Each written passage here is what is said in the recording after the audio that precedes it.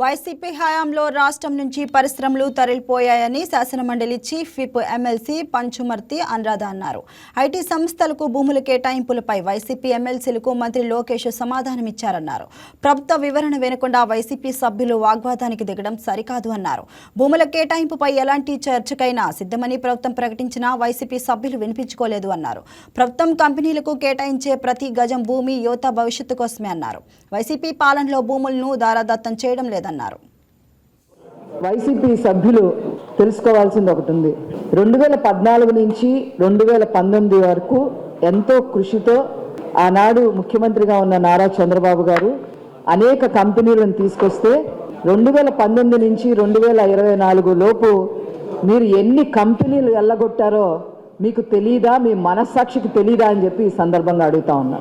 వాల్టస్ని తరిమేశారు, మైక్రోమాక్స్ని తరిమేశారు, GM మాడ్యూల్ని తరిమేశారు, ఫ్రాంకిన్ టెంపుల్టన్ని తరిమేశారు, ఆదానిని తరిమేశారు, Asia ప్లంప్ని తరిమేశారు, Kia దాని అనుబంధ కంపెనీలకు సంబంధించిన వాటిని తరిమేశారు, లూలు గ్రూప్ని తరిమేశారు.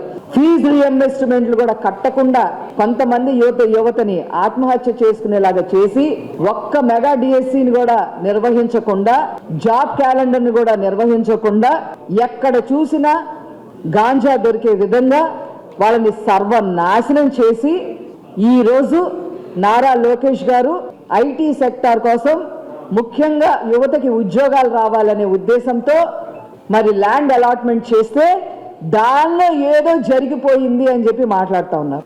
ఎలాంటి చర్చకైనా నేను సిద్ధమని చెప్పి నారా లోకేష్ గారు పదే పదే చెప్పినా కూడా వాళ్ళు కావాలని గొడవకు దిగుతూ ఉంటాం నిజంగా చాలా దురదృష్టకరం అని చెప్పి ఈ సందర్భంగా నేను తెలియజేస్తా ఉన్నా.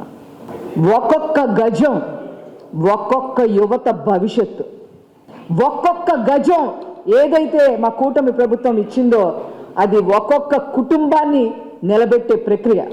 ఒక యువత భవిష్యత్తు, ఒక యువత చదువుకున్న దానికి సాధికారత చేకూర్చే విధంగా ఒక ఉద్యోగం వస్తుంది.